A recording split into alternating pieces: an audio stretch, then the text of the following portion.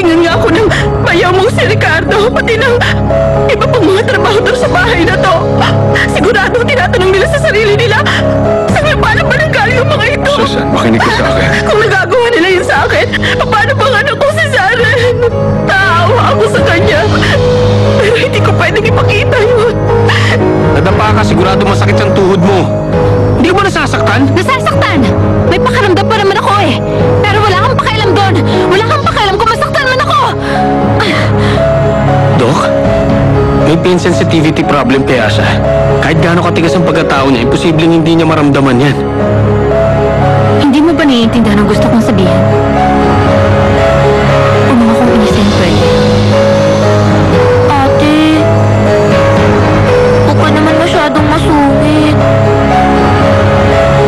Ate, ako to si William. Bakit ba ayaw mo sagutin yung tawag ko? Yung kasing perang kinita ni Papa sa pagbebenta niya sa inyong mag-ina. Pinangsugal na niyang lahat kaya naubos na. Kaalis lang niya, hanapin daw niya kayong dalawa.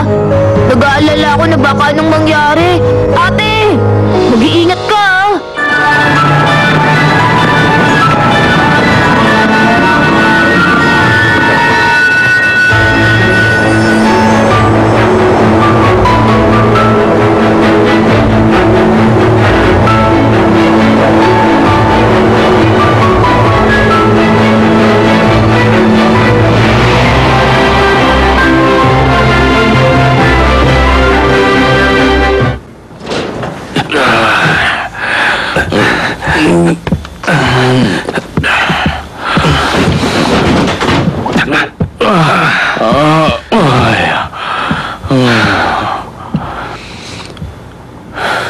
Doon na ako sa labas. Tumawag ka kung kailangan mo.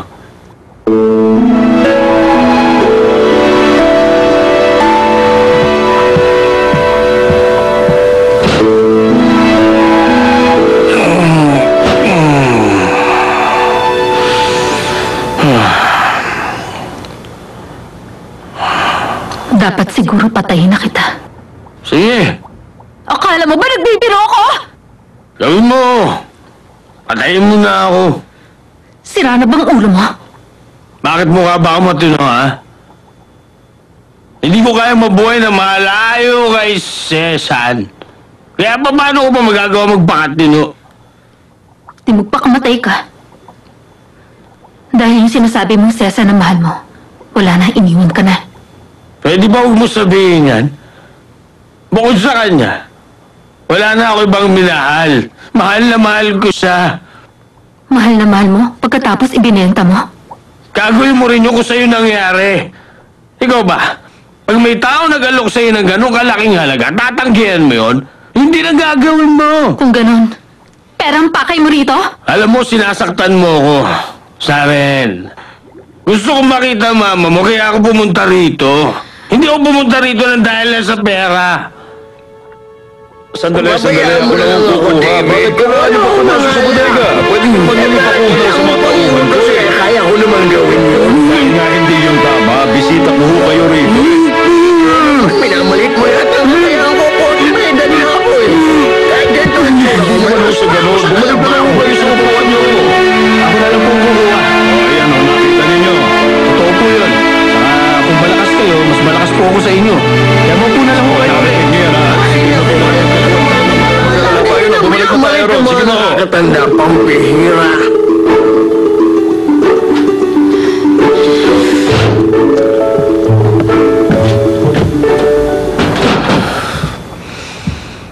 Okay na. Wala na sila.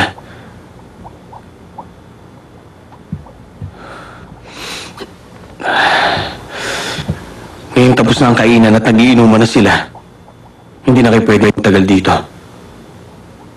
Babalikan ko kayo agad.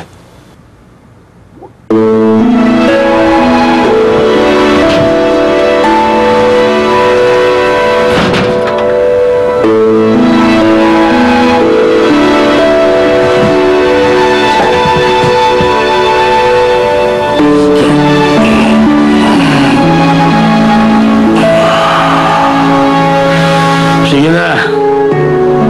Kaya mo na ako makita ang mama mo. Meron ka ba ng lahat ng to? Ano? May malaking bahay ka ba? Malaking bodega gaya nito? May mga tiyahin ka ba? Tiyuhin, mga kamag-anak? Lahat ng bagay na nakikita mo meron siya. Meron ka ba nito?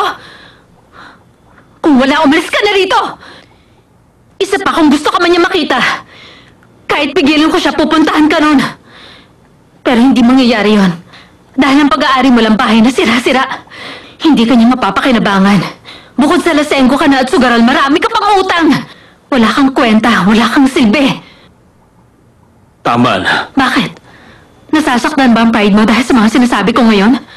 Bakit? Meron ka bang pride? Ang sabi ko sa'yo, tama na! Basta umalis ka na rito, huwag mo na kami babalikan! Pag umalis ka, huwag mo nang ipakita ang sarili mo. Dahil pag ginawa mo yun, yung sinabi mong mahal mo si Mama, paniniwalaan ko yun. Kaya umalis ka na rito. Kapag hindi ka umalis, patunay lang yan na mukha ka talagang pera.